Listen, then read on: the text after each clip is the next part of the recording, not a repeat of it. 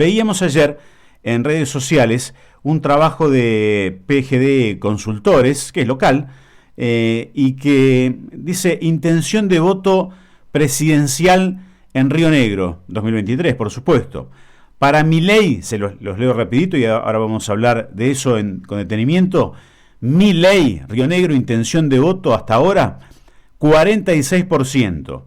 Para Unión por la Patria, para Massa, vamos a decirlo así, 27%. Para Bullrich, 21%. Los principales lugares, ¿no? Así que reitero, Milei 46% en Río Negro, hoy por hoy, Massa 27% y Bullrich 21%. Este trabajo corresponde, es una intención de voto, a PGD Consultores, cuyo titular es Pablo Díaz, que es investigador de mercados electorales y consultor político. Ya hemos hablado en estos años muchas veces con él y ahora lo queremos hacer por esta nueva tarea en Río Negro. Pablo, buen día. Gustavo Bosco te saluda. ¿Cómo estás? Muy buenos días, Gustavo. Un saludo a toda la audiencia. Gracias por atendernos. Bueno, este trabajo recién leíamos los resultados. ¿Corresponde a qué fecha y cómo fue hecho aproximadamente? Contame. Bueno, el estudio ese es un estudio de mercado realizado la semana posterior a las PASO. Básicamente lo que nos interesaba conocer era el flujo de votos que se originaba en el electorado a partir de que en la PASO quedaron muchos partidos chiquitos que no pudieron pasar, mucha gente que no fue a votar, y el resultado que se dio, digamos, sorprendió a mucha gente que no estaba muy informada de lo que estaba sucediendo, y obviamente eso tiene una repercusión psicológica también en los electores, ¿no? Con lo cual nos interesaba conocer eso y cómo eso se traducía en intención de voto posible hacia la elección del 22 de octubre. Ajá. No recuerdo bien cuál fue el resultado exacto en Río Negro en las PASO y cuál fue la predicción, por decirlo de alguna manera, de PGD Consultores respecto de las primarias, pero ¿aumenta la diferencia de Milei respecto de los demás? Sí. En la PASO Milei saca, en el escrutinio provisorio que se hizo la misma noche del domingo, quedó resuelto que había sacado 38%. Ajá. Esa es la imagen, digamos, que la gente se llevó a su cabeza y que se la grabó en su cerebro. Pero la semana posterior, en el escrutinio definitivo que se hace en la instancia ya del Poder Judicial, ahí se resuelve que Milei tuvo 39,5% en Río Negro. Ajá. Ahora estamos hablando de 46%. Quiere decir que está incrementando su caudal electoral propio en 5 puntos. Claro. Patricia Bullrich sí. Sacó 16% y sumado a lo que sacó Larreta, totalizaban un 24%. Y hoy estaría en un 21%. Quiere decir que está perdiendo 3 puntos. Bajó, sí. Mucho de esos 3 puntos va a incrementar el caudal de Milei. Ahí hay un flujo, una transferencia de electores que votaron a cambio en la PASO, pero que votarían a Milei en la general. Sí. Y básicamente, o psicológicamente, eso se traduce en que esos son electores antikirchneristas que después del resultado de la PASO ven que como su principal motivación de voto es que no siga gobernando el kirchnerismo, ven en Milei la posibilidad de lograr ese objetivo, más que en Patricia Bullrich, que quedó bastante más atrás en el electorado, ¿no? Claro, y a ver, Unión por la Patria respecto de las PASO, ¿cómo está ahora? Está en el mismo caudal de voto, digamos que consolida su propio caudal, no suma ni resta. Ajá, bien, bien. Una pregunta muy importante, muy interesante que me parece que hicieron la misma tarea, Pablo, es la motivación. ¿Por qué la gente quiere votar a Milei, no? Ese fue otro tema también importante, porque vos recordarás que muchos dirigentes y muchos comunicadores, fundamentalmente de la televisión y de la radio y el diario porteño, que son los que generan influencia sobre el resto, sí, intentaron instalar que este era un voto de mucho enojo, un voto bronca, un voto motivado mucho por la ira, sí, que de una manera tal de decir, bueno, se sacaron las ganas de rezongarnos en la PASO y después en la general van a votar con el corazón más frío, con la cabeza más fría, y ahí nos van a votar a nosotros. Bueno, nosotros venimos estudiando esto hace muchos años, desde la pandemia que empezamos a investigar sobre la psicología del elector, ¿no? Más en las causas que en las consecuencias. y nos parecía que eso no era real lo que estaban diciendo. Así que bueno, lo investigamos en este estudio, le preguntamos a la gente qué lo motivó a votar, no solamente a Milei, a todo en general, pero bueno, publicamos lo de Milei, que era lo que nos interesaba demostrar. Y descubrimos que el 40% del voto a Milei se motiva en las propuestas que hace Milei. Ajá. Seguido por un voto de confianza a su persona, confianza a su capacidad de realizar esas propuestas, y seguido de esperanza. Quiere decir que las tres motivaciones principales de votos no tienen nada que ver con la bronca. Recién la bronca aparece en el sexto lugar, Sí. en un 6 o 7% nada más. Sí, sí. O Sí, sea, eso la gente escuchó entonces o leyó lo que propone Milei. Sí, lo escuchó, y también es importante aclarar esto, porque en este momento hay tres ofertas electorales, ¿no? Sí. Está el gobierno, que está gobernando, Ujú. que más allá de lo que plantea futuro, tiene la obligación de demostrarlo en el presente. Sí. Y está Patricia Bullrich como opositora, que si uno se pone a escuchar a Patricia Bullrich, y esto los chicos, que son los mayores votantes de Milei, te lo dicen cuando hacemos los focus group y demás, te lo dicen, no da propuestas. Ujú. Plantea objetivos, pero no plantea propuestas. Sí. En cambio, Milei no solamente plantea objetivos, sino que también da propuestas. Para los chicos, que son los que más se preocupan por entender qué es lo que está sucediendo y qué es lo que proponen los candidatos, Milei es el único que le está proponiendo algo. Ajá. Pablo, y la aparición, ya que mencionás a los chicos, de, por ejemplo, Melconian en este escenario, que está también queriendo dirigirse, me parece, a ese sector cuando dice, bueno, utiliza palabras, pero está cansado de que los chicos dejen el país, que se vayan de Argentina, y viene ya con una carpeta, qué sé yo. ¿Varió en algo la cuestión, la aparición de Melconian? Bueno, acá es importante explicar algo. Las motivaciones de voto, las elecciones siempre las definen los candidatos que van liderando los espacios. En este caso, esta es una elección presidencial y la gente elige presidentes, no ministros. Sí. Sería, si Melconian moviera el amperímetro en esta elección, sería la primera vez en la historia que un electorado votaría a un ministro y no a un presidente. Sí. O sea, no hay evidencia empírica que justifique que Melconian pueda mover el amperímetro. Pero por ahí la gente piensa, a veces un ministro termina siendo más importante que un presidente, como ahora, por ejemplo. Sí, pero un ministro está a tiro de decreto del presidente. El presidente firma en un papel y se quedó sin ministro. En cambio, un presidente tiene que cumplir su mandato para el cual fue elegido. Sí. Por eso la gente vota a los líderes, vota a presidentes. Sí. Presidentes, gobernadores, intendentes, no vota a secretarios ni ministros. Bueno, esto se demostró muy claritamente con Cavallo, ¿eh? Sí. Sí, sí. Bueno, pero aparte, sí. Cuando Melconian sale a hablar, sí.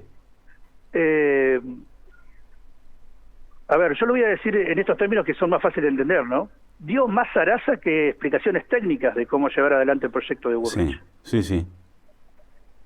Podrán gustar o no las explicaciones técnicas que da Milei, pero Milei da explicaciones técnicas y la fundamenta científicamente y explica los antecedentes teóricos de sus propuestas. Melconian salió hablando del taratatata, ir a fondo y un montón de cosas, y encima necesitando 77 asesores para poder llevar esas políticas adelante. Y hasta Fantino le llamó la atención de los 77.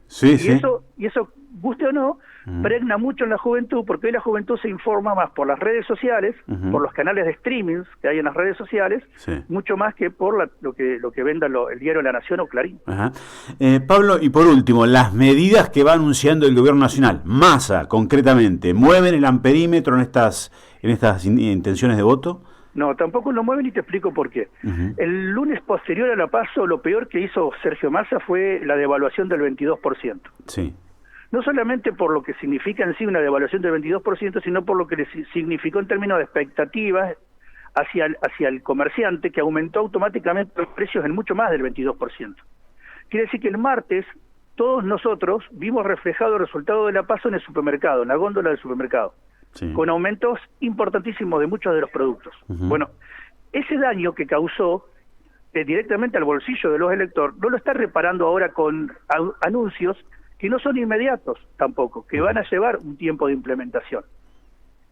Y por más que se implementen, van a quedar muy por debajo del daño que ya causó, con lo cual, una vez que se afecta la confianza en ese sentido y el bolsillo del elector, después es muy difícil revertirlo. Claro. Pero en las encuestas o en las intenciones de voto no lo mueve demasiado, digamos, No, al porque número. lo único que está haciendo es consolidar el voto de Grabois. Claro. O sea, lo único que hizo fue retener el voto de Grabois, cosa que Patricia Bullrich no pudo hacer con el voto de Larreta. La mitad del voto de Larreta se le fue. Bien. Inclusive mucho voto propio también.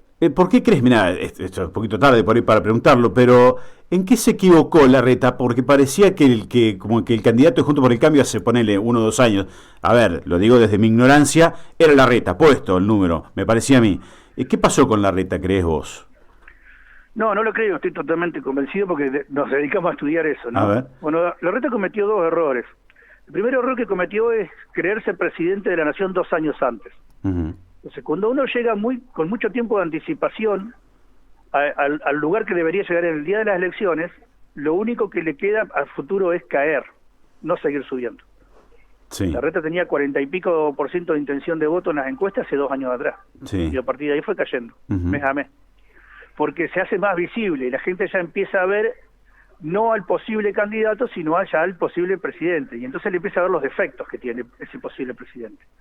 Y entre los defectos que mostró Larreta es que era más de lo mismo, porque en definitiva lo que planteaba no era muy distinto a lo que estaba en gobierno en ese momento. Sí. No planteaba cosas muy distintas a las que estaba haciendo Alberto Fernández o a las políticas que estaba proponiendo Massa. Y cuando los políticos son todos iguales, a la gente le da lo mismo votar por cualquiera, hasta que aparece un distinto. Claro. Y acá apareció el distinto en escena, y es el que se lleva las miradas y la atención de la gente. Bien. Y de una gente que quiere cambiar, que no quiere que siga más de lo mismo, entonces tuvo la oportunidad espectacular de satisfacer esa necesidad. Bien, bueno, ahora sí cortito la última. En Río Negro la intención de voto presidente se traslada para los diputados nacionales, ¿no? Es casi igual, ¿o no? Sí, con la salvedad de que como son 4 los contendientes, digamos, fuertes en la provincia, fundamentalmente por Juntos Somos Río Negro, que no disputa electoralmente a nivel nacional, pero sí disputa en Río Negro, digamos, hay una merma de todas las fuerzas políticas en favor de Juntos Somos Río Negro. Y si bien la tendencia sigue, porque sigue liderando el espacio de Milei en Río Negro con Lorena Villaverde ampliamente la competencia provincial, sigue segundo el peronismo con Soria, tercero se ubica Capozzi del Juntos por el Cambio, y cuarto queda ya muy lejos y bastante relegado Juntos Somos Río Negro. Bueno, Juntos Somos Río Negro, digamos, le quita votos a los otros 3. Claro. Pablo, un lujo, muchísimas gracias por atendernos, muy amable. No, por favor, el agradecido siempre soy yo. Hasta la próxima, que te vaya bien. Bueno, Pablo Díaz, que es titular de PGD Consultores, esta consultora de Viedma, que es, digamos, una de las más fuertes que ha quedado hace muchos años, que vienen trabajando y remándola contra otras consultoras que estaban muy arraigadas en el gobierno rionegrino fundamentalmente, y ahora él se ha impuesto bastante, trabaja en varios lados del país, pero obviamente nos interesaba Río Negro. Les reitero, ¿cuál es el resultado que él dio respecto de la intención de votos ahora presidencial? En Río Negro, 46% Milei, 27% Massa, 21 Bullrich, bueno, después del resto muy bajo, menos del 2%, y para diputado nacional, 38% Villaverde, o sea, pierde algunos votos Lorena Villaverde respecto de Milei, pero porque está Juntos Somos Río Negro, que queda último, pero que le saca algunas cosas, algunos puntos a los demás. Y después viene Martín Soria, 25%, Capozzi, 19%, y Di Giacomo, 12%. Con esto creo que habría 2 diputados nacionales de Milei y uno de Unión por la Patria, que sería Martín Soria. Bueno, y después haciendo un balance, todo lindo, interesante escuchar a Pablo Díaz respecto de a ver qué pasó desde las PASO hasta ahora en Río Negro. Bullrich o Juntos por el Cambio pierde un poco, porque hay un sector, dice Díaz, de anti-kirchneristas que iban a votar o estaban votando dentro de Juntos por el Cambio y dicen ahora no, vamos a desperdiciar el voto útil mejor a quién, a Milei, anti-kirchnerista Milei, le meten el voto a Milei. Después dice que Milei ha crecido. ¿Por qué lo han votado a Milei? no tanto porque es un voto castigo o bronca, eso no, casi nada, sino porque tiene mejores propuestas, dice Pablo Díaz. Dice que el sector de Bullrich, yo le pregunté por Melconian, que es el que aparece ahora muchísimo hablando de economía respecto del sector de Bullrich, que la gente no vota a ministros, sino vota a presidente, y que Melconian no tiene propuestas, mucha zaraza, y que después las medidas de Massa que toma ahora no mueven en nada el amperímetro de la intención de voto al actual ministro. Un poco ahora está reparando la macana que se mandó, o como quieran llamarle, el día siguiente a las PASO.